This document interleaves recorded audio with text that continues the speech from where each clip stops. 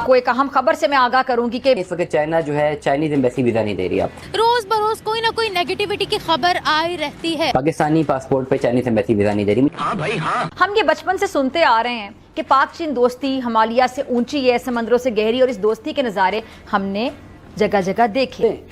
आपको तफरीक का चीन का वीजा मिलता ही नहीं है। बस अब दोस्ती खत्म।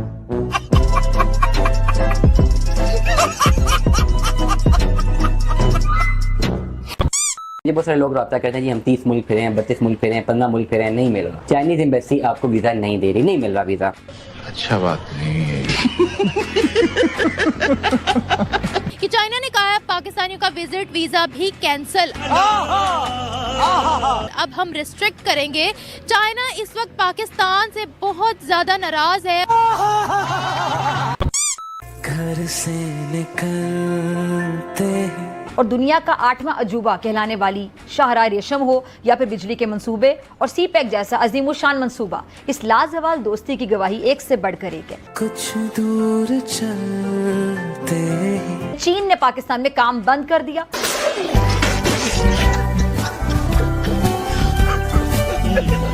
चाइना और पाकिस्तान के दरमियान जिसमें ये कहा गया था कि क्रोम और 1500 टन पाकिस्तान से चाइना शिफ्ट किया जाएगा, उस क्रोम और की जगह हम लोगों ने रेत, स्टोन्स, पत्थर, ईंटें डिलीवर की चाइना को और उनसे पैसे भी पूरे ले लिए। ब्यूटीफुल भाई, मुबारक हो, ये तो आपने मेरी नॉलेज में इजाफा किया है। ये लेटेस्ट न्यूज ये है, यूएई के बाद अब भाई हमारे पड़ोसी मुल्क पाकिस्तान के अब्बा जान से चाइना ने भी भाई वीजा पे बैन लगा दिया पाकिस्तानी वालों के।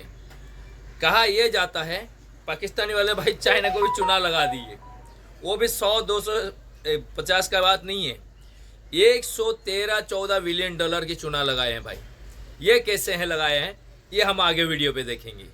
आप उस पर क्लिक ही नहीं कर सकते। मतलब ये है कि अगर आपने चाइना का वीजा अप्लाई करना है आप डायरेक्टली अप्लाई नहीं कर सकते। जाहिर सी बात है डिसअपॉइंटमेंट है पाकिस्तानियों का। ऑलरेडी लोगों के साथ, दूसरे ममालिक के साथ अच्छे रिलेशनशिप्स ऑलरेडी नहीं है। वर्क परमिट आपको तब मिलता है जब आपको वहाँ से भी वर्क परमिट पंच करके भेजे। तफरी के लिए, सैर के लिए आप जा ही नहीं सकते चीन में। आपका कोई दूसरा मकसद होंगे तो जाएंगे। चाइना के साथ ही थोड़े बहुत हालात हमारे अच्छे थे, अब उनके साथ भी खराब हो रहे हैं। अगर आपके पास वर्क परमिट है भी तब भी वर्क परमिट अप्लाई करेंगे तो आपके पास ऑप्शन होना चाहिए। तो लिटरली इस वक्त जो समझ आ रही है कि चाइना का वीजा एक फर्स्ट टाइमर के लिए मुश्किल लग रहा है, जो कि फर्स्ट टाइम चाइना जाना चाहता है या सेकंड टाइम में जाना चाहता है, डजंट मैटर। दिन ब दिन चाइना हमसे रूठ रहा है। आपने सबसे पहले घबराना नहीं है।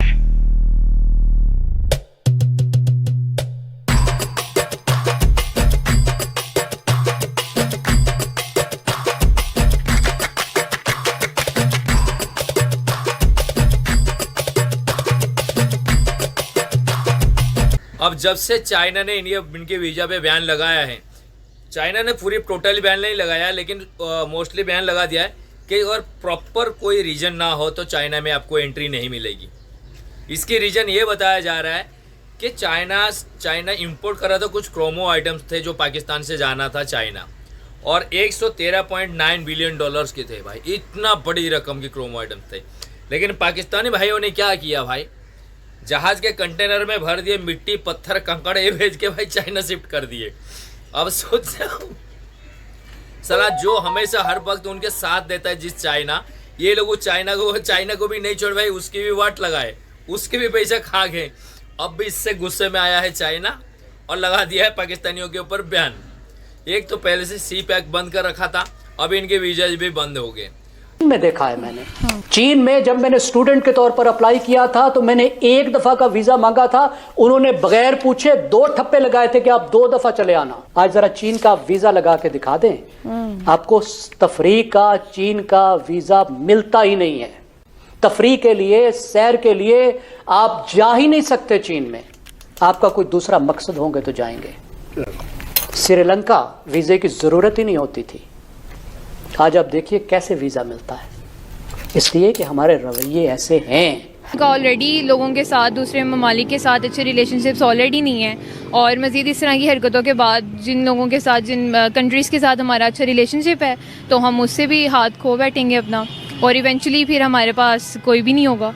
हम वैसे ही एक वीक कंट्री हैं, हमारे पास वैसे ही कुछ नहीं है, अच्छे रिलेशनशिप हमारे पास वैसे ही नहीं है, वैसे ही हम लोग गुलाम हैं। ऊपर से जो मुल्क हमारे साथ दोस्ती करना भी चाहते हैं और वो हमें सपोर्ट भी करना चाहते हैं, हम उनके साथ भी फ्रॉड करेंगे तो eventually we will end up alone. हम किसके गुलाम हैं? हम सबको पता है किसके गुलाम है। ऐसे तो हम चाइना के भी गुलाम हैं। नो, चाइना की इंटेंशंस हमारे लिए अच्छी हैं। अगर मसलन? पैक वाली सारी चीज़ें देखें और दे आर हेल्पिंग अस, मुझे जितनी चीज़ों की नॉलेज है उस हिसाब से I think they are helping us. तो we are in this state कि जिसमें we need help from other countries. तो हमारे अच्छे रिलेशनशिप्स होने चाहिए इनके। अगर हमें नहीं भी हेल्प चाहिए तो हमारे मुल्क की रेपुटेशन ऐसी होनी चाहिए कि रेपुटेशन मैटर्स अ लॉट।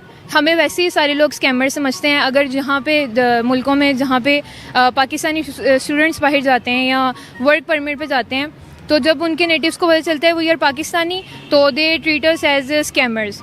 तो फर्स्ट ऑफ ऑल उनका फर्स्ट ओपिनियन ही यही होता है। इंडियंस को भी इतना बुरा नहीं समझते जितने पाकिस्तानियों को बुरा समझते हैं। तो after this scam they will think that yes Pakistanis are scammers. Obviously we are. आप क्या कहोगे? That's kind of shocking too, but एक तरह से ना आप इस पर यकीन भी कर सकते हो इस बात पे कि हम कर सकते हैं। ये हमने कर दिया है। वो लोग जैसे हमें इन्फॉर्मेशन नहीं है अगर इस बात की, अगर हमें पता चलता है कि शॉकिंग भी होता है एक लेवल पे, बट हमें यकीन भी आता है कि हाँ हम ऐसा कर सकते हैं। क्योंकि जिस तरह का हमारा पॉइंट ऑफ व्यू हो चुका है ना, और जितना हम लोग डल हो चुके हैं, जैसे जितने भी फेक हमारे यहाँ पे बन रहे हैं, जैसे हैकिंग हो रही है और हम इस चीज़ को इतना नॉर्मल लेते हैं, तो अब जैसे हमें आदत हो गई है इस चीज़ की कि धोखा करना है। ठीक है, जैसे हम पे एक थप्पा लग गया है ना, तो अब जब कर रहे हैं तो करते रहते हैं, फिर देन फेक इट करने की ज़रूरत क्या है, ये वाला सीन है। तो आई थिंक कि पहले रिलेशंस बहुत कम थे, और जिस तरह का चाइना का और पाकिस्तान का रिलेशन है तो it was good, it was going good. कि किस तरह पाकिस्तान अपने ही जो कर्म कर रहा है उसी का फल भुगत रहा है। जब इसे हिस्ट्री में भी उनके साथ दिए, उन्होंने सबको धोखा दिया भाई। आज तक हिस्ट्री में ऐसा हुआ ही नहीं कि किसी के साथ वफादार रहा हो। यूएसए ने उसका जहाँ जहाँ साथ दिया, यूएसए के साथ भी धोखेबाजी किया। एक तरफ यूएसए से दलाल ले रहे थे ये लोग अफगानिस्तान के मैटर पे, जब ओसामा बिन लादेन को मेरी यूएसए ढूंढ रहा था भाई, अरबों खरब रुपये ले लिए, पूरा अफगानिस्तान को तबाह कर दिए, और ओसामा बिन लादेन मिला कहाँ? पाकिस्तान के अंदर। क्या डबल गेम करते, हर जगह में डबल गेम। जब उनका साथ छोड़ दिए, उसके बाद आता है चाइना का भाई। चाइना का इनके साथ मिलकर एक सपना देखा भाई, CPEC बनाएंगे, CPEC भाई, उसमें भी अरबों करबों का घोटाला कर दिए। कहते हैं $260 मिलियन या $26 मिलियन का कुछ घोटाला हुआ है। घोटाला क्या, मिनिस्टर लोग खा गए सब, आधा अधूरा कर दिए काम। अभी वो काम भी पूरा नहीं हुआ भाई, चाइना वहाँ पे काम बंद कर दिया। ये छोटा मोटा कुछ चीज़ चाइना के साथ उनका थोड़ा बहुत बिजनेस चालू था, लेन देन, बाकी तो कुछ है ही नहीं उनके पास बेचने के लिए, तो दुनिया को बेचेंगे क्या। आखिर में उन्होंने चाइना को यहाँ पे भी चुना लगा दिया भाई, पत्थर कंकड़ भर के जहाज़ में भेज दिए। अब चाइना की कंपनियाँ यहाँ बड़े बड़े जो बिजनेसमैन थे वो नाराज़ बैठे, वो सीधा डायरेक्ट अपना गवर्नमेंट को बोले, अभी गवर्नमेंट ने उनके ऊपर बयान लगा दिया। अब ये हरकत ऐसे करते हैं जिसके वजह से सारी दुनिया इनसे नफरत करती है। आज के वीडियो में बस इतना ही था। ये वीडियो आपको कैसी लगी हमें कमेंट करके ज़रूर बताएं दोस्तों। आपसे मुलाकात होगी फिर नेक्स्ट वीडियो में किसी एक नए मुद्दे के साथ। जब तक अपना ध्यान रखिए। जय हिंद।